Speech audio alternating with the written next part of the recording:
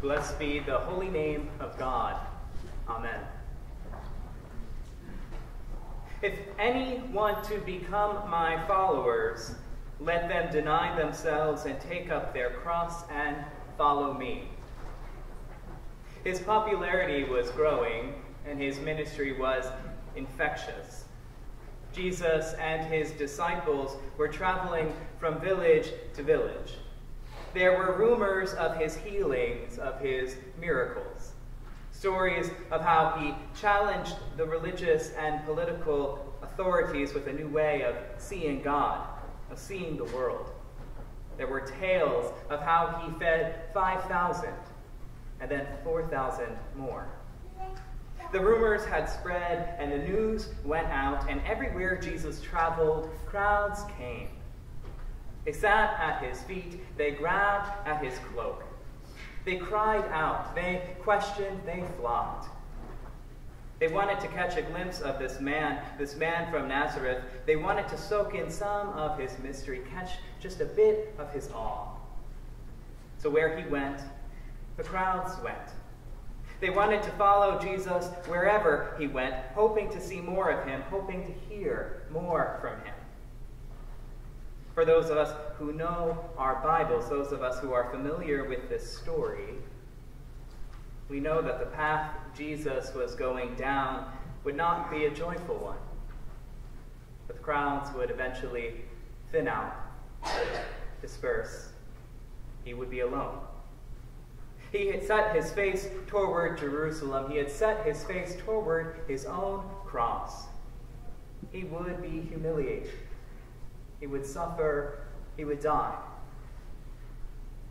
The crowd wanted to know his every move. They wanted to know how to be closer to him. They wanted to know how to follow him. So Jesus says this, "If you want to become my followers, then take up your cross and follow me. Let your life become lost. Let your life become hopelessly entangled for the sake of the good news, for the sake of the gospel. Take up your cross and follow me." And this is how the story would continue. Jesus' call to follow would take the disciples to feed those whose stomachs rumbled for good news as well as for bread. Jesus' call to follow would take the disciples to the temple in Jerusalem, to the center, the very core of religious power and religious hypocrisy, to stand against privileged class systems, Roman oppression. His call to follow would take him, it would take his own disciples to humiliation, to suffering, and to death. He said, "Take up your cross and follow me. Follow me on a path that denies oneself, that humbles oneself." The Archbishop of Canterbury, Rowan Williams, said, "The path of the baptized is a dangerous one." This morning we will baptize two children, Joseph and David.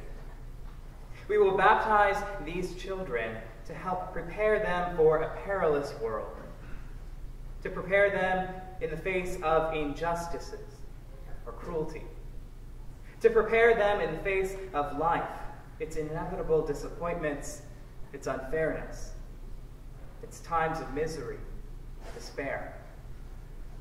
I know that's not quite what we want to hear on the occasion of a baptism, not what we want to hear when we gaze upon these tiny twins, innocent and perfect in their laughter and their smiles and their cries.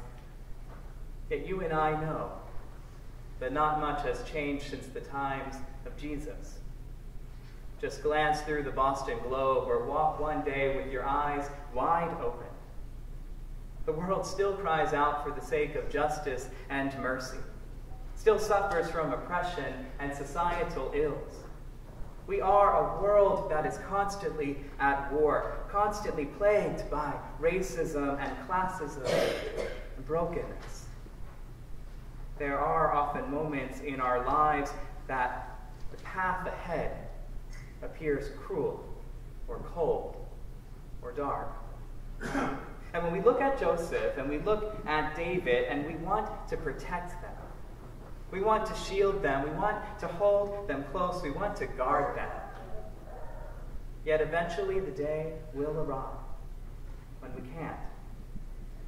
We can't protect them, but we can prepare them.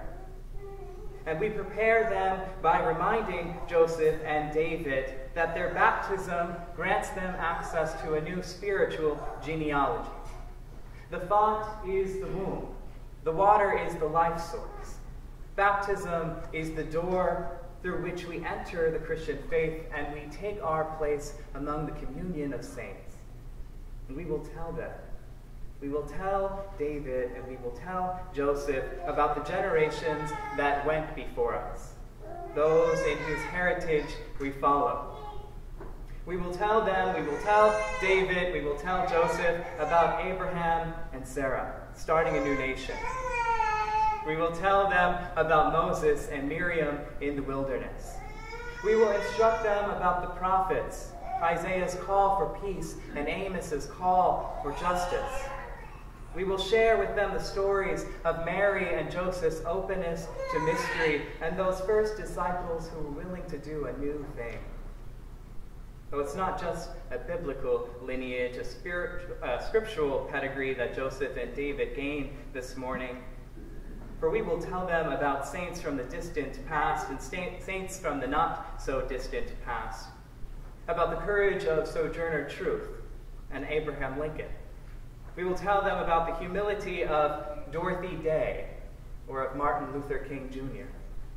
We will teach them about the Christians who stood up against Nazi atrocities in Europe, about the Christians who took a risk to open wide their hearts, open wide the doors of the church for our gay and lesbian brothers and sisters. We will teach them about this new spiritual DNA, because in the church water, this water is thicker than blood. We will recite to them and help them recite the Beatitudes. They will learn and they will say to themselves, "Blessed are the poor, blessed are the meek, blessed are the peacemakers."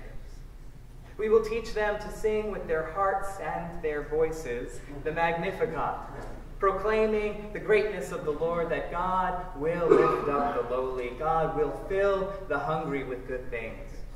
We will show them what it means to give to the poor, to show mercy, to love our enemies. We will teach them that in the waters of baptism, early Christians broke down the barriers between enslaved and free, between Jew and Greek, between women and men, and our call to challenge those barriers are still alive today. But most of all, we will remind Joseph, we will remind David day in and day out that they are precious. They are beloved in the sight of God. We will prepare them with light and knowledge and service and patience. We will prepare them to follow. And if we do it right, if Joey and Dan, and if you, the godparents, and if you, the choir, and if you, this church, do it right, if we really do it right, from this day forward, Joseph and David will live lives of courage and of kindness, of grace and of grit, and of mighty strength and humbling servitude, because they will always know who they are, children of God, beloved and precious in God's sight. Thanks be to God. Amen.